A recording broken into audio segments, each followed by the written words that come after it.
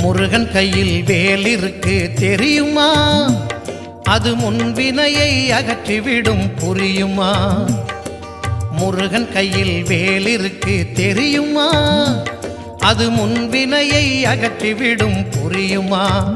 வேலை வணங்கி வந்தால் கிடைக்கும் பலன் கொஞ்சமா? தாளை பணிந்து விட்டால் விதியும் நம்மை மிஞ்சுமா? வேலை வணங்கி வந்தால் கிடைக்கும் பலன் கொஞ்சமா? தாளை பணிந்து விட்டால் விதியும் நம்மை மிஞ்சுமா? அந்த முருகன் கையில் வேல் இருக்கு தெரியுமா? அது முன்வினையை அகற்றிவிடும் புரியுமா?